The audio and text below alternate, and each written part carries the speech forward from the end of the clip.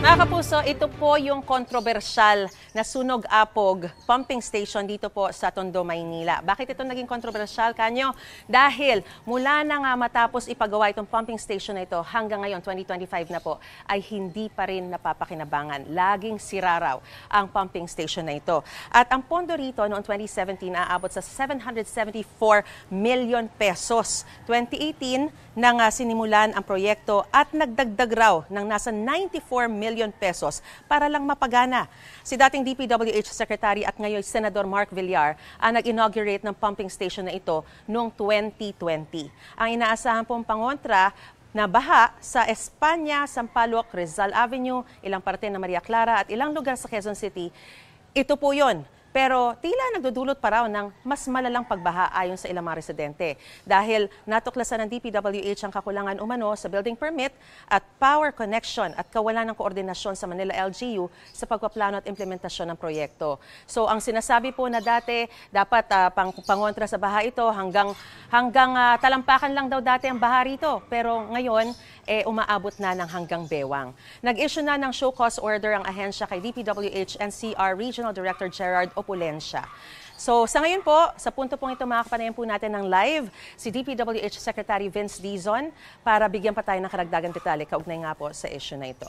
Magandang umaga po sa inyo, Secretary Vince. Maraming salamat po sa inyong pong presensya ngayon dito sa Tondo. Una po sa lahat, nakapag-submit na po ba kayo ng paliwanag nakapag-submit na po ba ng paliwanag itong DPWH NCR kaugnay po sa issue nitong pumping station po na ito? Hindi pa. Ngayon nga, sinabihan ko lang yung OIC na Regional Director ngayon na mag-submit sa akin today at ipatawag yung dalawang contractor, yung nauna, yung joint venture ng JD Legaspi, yung unang gumawa nito noong 2018 pa, at itong bago, itong Lebron Construction na nakikita nyo dito ngayon. No?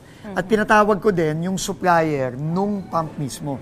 Kasi nalaman ko lang ngayon na yung supplier pa ganito, tanyag na kumpanya sa buong mundo. Yung Grundfos, no? Yung supplier nitong mga pump na to. So nagtataka ako, kung maganda yung equipment naman na binigay, bakit ganito? So malaki talaga ang kailangan ipaliwanag dito. Pero dalawa ang kailangan natin gawin. Una, kung sino man ang dapat managot dito, kailangan managot. At ito, dati pang administrasyon to. Dati pang, nung time pa ni Secretary Villar. In fact, siya pa nga mismo ang inaugurate nito. So kailangan managot yung mga time na yun, yung mga tao nung time na yun. Kasi kahit na in-inaugurate ito nung 2020, nung panahon pa ng pandemic, never daw gumana ito eh. No? So, hindi pa pwede yun. So, ikagawa, kailangan once and for all, maayos na ito. So, ipatatawag niyo po lahat ng mga Kailangan. Investigasyon to. Yung sinasabi niyong sikat na contractor ba yun? O yung supplier? Itong mga pump na to, Grundfos to, yan ay foreign company based sa Europa na ang mga malalaking mga pump sa buong mundo, halos sila ang gumagawa. So, hindi ako makakapaniwala na mag-i-install sila dito ng pangit na equipment. So, papatawag ko din sila. Papatawag ko yung local office nila para magawa ito ng tama. Once and for all, kailangan magawa na ito. Ano po yung nakikita nyong sira o yung laging nagiging sanhi na sira rito? Bakit hindi pa rin napapakinabangan? Meron silang pinapaliwanag sa akin na may mali daw sa disenyo. Okay. No? Kaya nga ang ginawa ko, itong dagdag na halos 100 milyong na nandito ngayon, pinapapost ko muna. Kasi baka naman magtatapon na naman tayo ng 100 milyon dito, tapos hindi na naman masisira to. So, kailangan may third party na mag-assess nito, papatawag ko yung supplier na foreign at tatanungin ko, ano ba ang problema dito? Bakit hindi gumagana? Gaano kabilis po yung hindi natin alam mga mangyayaring Hindi natin alam. Pero, ano na to, 5 taon na itong hindi gumagana. Maris, no? Kawawa yung mga kababayan natin. Pero ang immediate solution natin, meron 2 temporary pump na in-install. Yung dating mga supplier. Pinapadagdagan ko pa yon ng 2 pa. Para kasi 4 na pump ito eh. So 2 lang yung temporary na in-install, na gumagana. Pero temporary yun, hindi ito yung nakikita nyo ngayon. Mga ano lang to, mga temporary lang na ginagay nila nitong nakaraang buwan. So nagpapadagdag pa ako ng 2 pa para habang inaayos natin ito, meron tayong gumagana para kahit paano maibsan naman yung baha dito. Kakayanin nun kasi magsusunod-sunod na naman yung mga bagyo. Hindi natin alam kung kakayanin nun. Pero at least may dalawa, dadagdag tayo ng dalawa pa. Hopefully, maiibsan kahit papaano. Pero in the meantime, kailangan agamin natin ang sira at pagawa natin. Pero may kailangan managot dito. 5 taong nagdurusa yung mga taga-Sunog Apog. Sabi nga ni Mayor Isko, no, na umaabot hanggang bewang, minsan hanggang dibdib yung baha dito na dati. Hanggang hanggang Tagampakan. Oo nga po eh. Posible po bang i-rehol ito o talagang tuluyan ng Hindi ko masasabi. Pero hopefully, nandiyan naman ang makina, alam natin na maayos yung makinang yan dahil kilalang supplier ito sa buong mundo.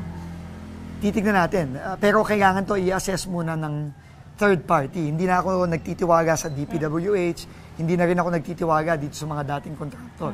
Baka naman ang gagawin nila dito, kagaya din ng ginagawa nila dati na lagay ng pera pero never naaayos. Alright, nakausap niyo na po ba tungkol dito si si Senadora Mark Villar na dating sekretary ng Hindi pa, DPWH? pero tatawagan ko din siya, alamin ko kung ano nangyari dito. Pero full-blown investigation ang mangyayari dito kasi kailangan managot yung mga tao dito.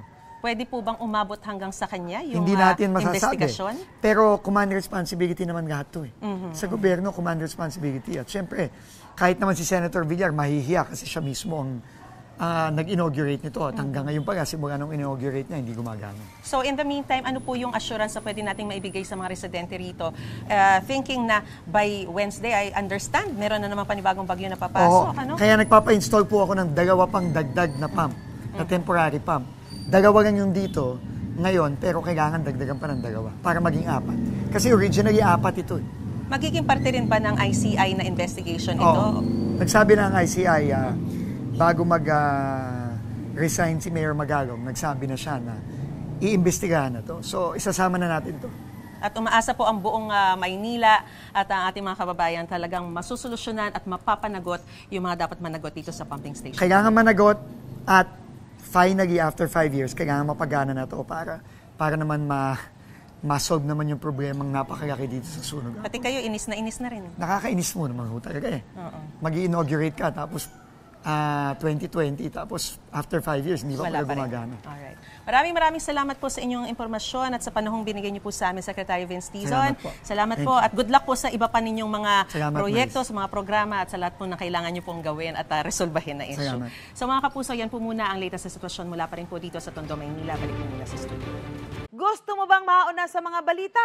Mag-subscribe na sa GMA Integrated News sa YouTube at tumutok sa unang balita.